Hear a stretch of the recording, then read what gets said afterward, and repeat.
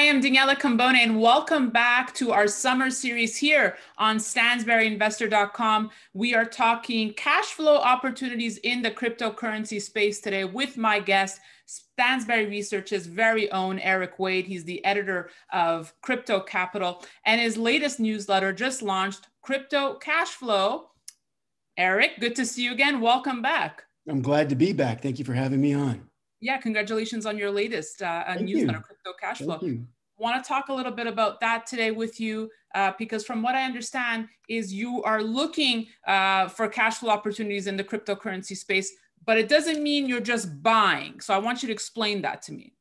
Yeah, absolutely. And that's something that a lot of people look at as maybe taking the next step with investing in cryptos, because we're all familiar with Bitcoin, the largest and most popular cryptocurrency, and that it launched with minor rewards, actually having a somewhat high rate of inflation. And then now that it's more than 10 years on, Bitcoin's inflation rate has dropped down to in the 1.8% area. So a lot of people think, well, I could just buy Bitcoin if I wanted to defeat inflation as a concept because Bitcoin has a low and steady inflation.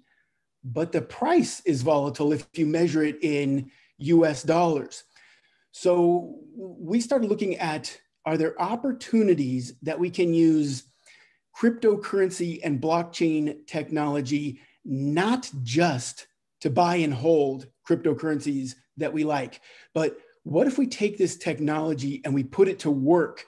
Because you can think of it as soon as you get more than one person with more than one crypto, there has to be some way of exchanging them. And they're peer-to-peer currencies, so you can send them to each other. But what if you wanted to exchange it with someone you didn't know?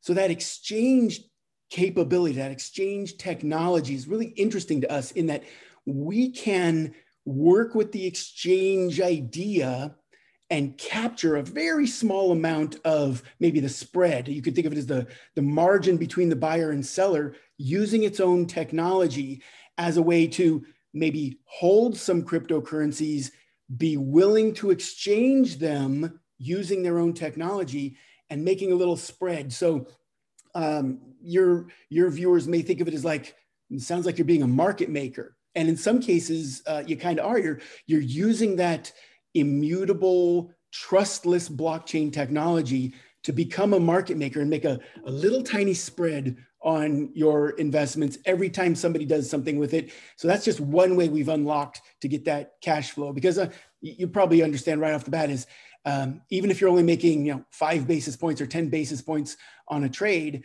but if your money is turning over 10, 20, 100 times a day, starts to add up. Right, absolutely. So help me understand, what are the characteristics of some of the coins, the cryptocurrencies that lend themselves to being better hedges against inflation than, like you mentioned, Bitcoin, which at the start of July was down 9% as we're continuing along this path of transitory inflation? That's a great question. Some of the currencies that are interesting that are out there, and again, you have to think of cryptocurrencies as kind of a spectrum that what catches people's attention a lot is that volatility, the up and down. But now we've got this robust ecosystem with well over $1 trillion in it.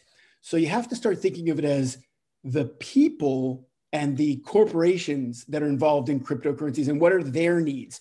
So we've got cryptocurrencies that are coming out that are pegged to maybe an ounce of gold or pegged to the US dollar, or cryptocurrencies that aren't dependent upon massive amounts of computer work to prove themselves. They're instead maybe dependent upon the people who own them to stake pieces of it. So there's just this maybe a pie with lots of different little slices in it, that some of the cryptocurrencies are set for low inflation. Some of them are easy to borrow and to lend.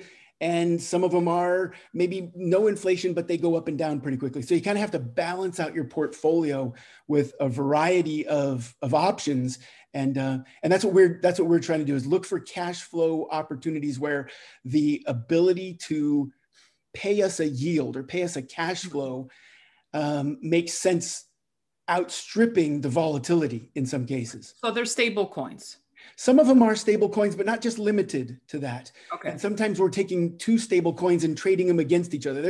Like I said, there's a whole lot more to it than just buying and holding. But yeah, stable coins are definitely a part of what what our strategy is.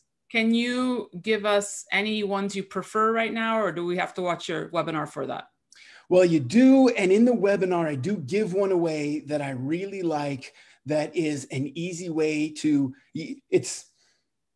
I know I just said there's a lot more than just buying and holding, but we did find one that you can literally just buy and hold, and it pays you just to hold it well above inflation rates. So yeah, watch the summit, and we'll give that away for everybody who watches as a cryptocurrency that's extremely stable and yet outpaces inflation just by holding it. And you can watch the summit at messagefromeric.com, ERIC.com, messagefromeric.com. Okay, I need to talk to you about Bitcoin. You're the crypto guru. Obviously, there was a lot of panic surrounding that recent correction we saw. And, you know, in one of your recent pennings, you wrote that it seems that Bitcoin is looking for a bottom. But as the crypto volatility index shows, not everyone is convinced. Can you speak to that a bit?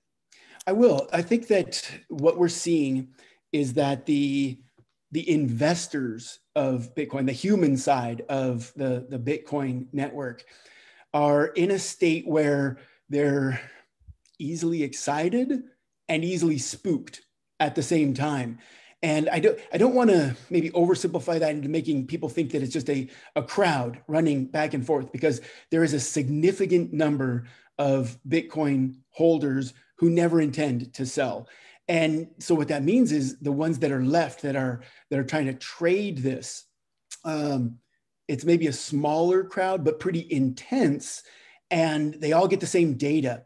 And so we've got this, as you mentioned, we've got this bottom that's trying to form, and volatility that can spike and then sort of work its way back down, but not down enough that everybody feels comfortable, and a huge portion of our market that will never sell.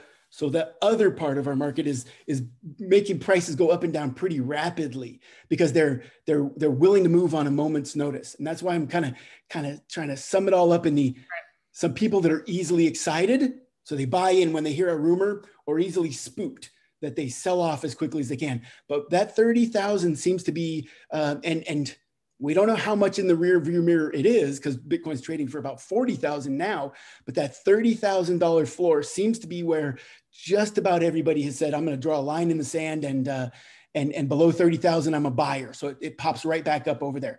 And maybe now we've got an opportunity to set some support around 40,000. Okay, I hear what you're saying.